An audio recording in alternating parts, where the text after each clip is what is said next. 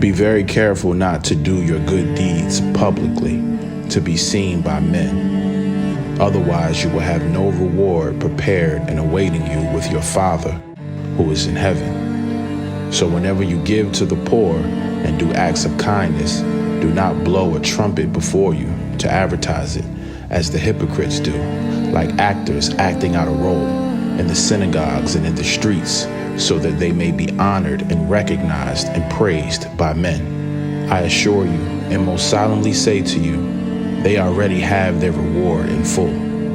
But when you give to the poor and do acts of kindness, do not let your left hand know what your right hand is doing. Give in complete secrecy, so that your charitable acts will be done in secret, and your Father who sees what is done in secret will reward you. Also, when you pray, do not be like the hypocrites, for they love to pray publicly, standing in the synagogues and on the corners of the streets, so that they may be seen by men. I assure you, and most solemnly say to you, they already have their reward in full. But when you pray, go into your most private room, close the door, and pray to your Father who is in secret. And your Father who sees what is done in secret will reward you. And when you pray, do not use meaningless repetition as the Gentiles do, for they think they will be heard because of their many words. So do not be like them, praying as they do. For your Father knows what you need before you ask him.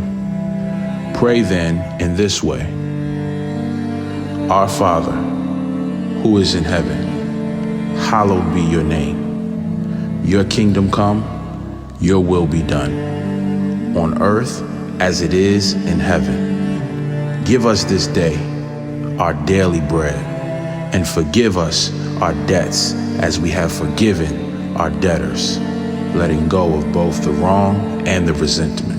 And do not lead us into temptation, but deliver us from evil.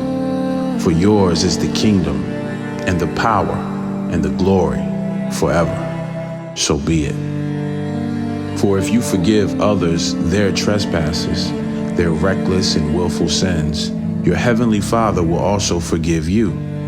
But if you do not forgive others, nurturing your hurt and anger with the result that it interferes with your relationship with Yah, then your Father will not forgive your trespasses. And whenever you are fasting, do not look gloomy like the hypocrites, for they put on a sad and dismal face, like actors, discoloring their faces with ashes or dirt, so that their fasting may be seen by men. I assure you, and most solemnly say to you, they already have their reward in full. But when you fast, put oil on your head, as you normally would to groom your hair, and wash your face, so that your fasting will not be noticed by people.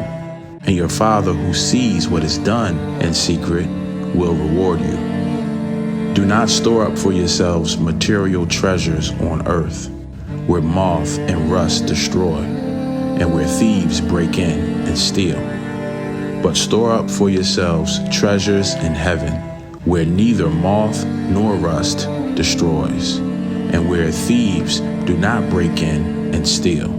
For where your treasure is, there your heart, your wishes, your desires, that on which your life centers, will be also. The eye is the lamp of the body. So if your eye is clear, spiritually perceptive, your whole body will be full of light, benefiting from Yah's precepts. But if your eye is bad, spiritually blind, your whole body will be full of darkness, devoid of Yah's precepts. So if the very light inside of you, your inner self, your heart, your conscience, is darkness, how great and terrible is that darkness? No one can serve two masters, for either he will hate the one and love the other, or he will be devoted to the one and despise the other. You cannot serve Yah and Mammon, money, possessions, fame, status, or whatever is valued more than Yahuwah. Therefore, I tell you, stop being worried or anxious, perpetually uneasy, distracted about your life as to what you will eat or what you will drink, nor about your body as to what you will wear.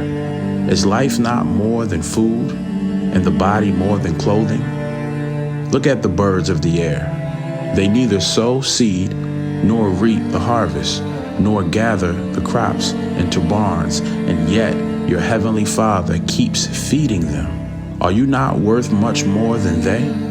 And who of you by worrying can add 1 hour to the length of his life? And why are you worried about clothes? See how the lilies and wildflowers of the field grow. They do not labor, nor do they spin wool to make clothing.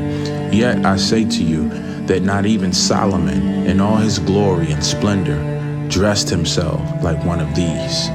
But if Yah so clothes the grass of the field, which is alive and green today, and tomorrow is cut down and thrown as fuel into the furnace, will he not much more clothe you, you of little faith?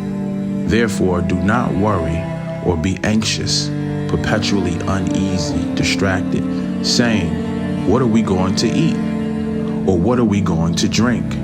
Or what are we going to wear? For the pagan Gentiles eagerly seek all these things. But do not worry, for your heavenly Father knows that you need them. But first, and most importantly, seek, aim at, strive after his kingdom and his righteousness, his way of doing and being right, that attitude and character of Yah. And all these things will be given to you also. So do not worry about tomorrow, for tomorrow will worry about itself.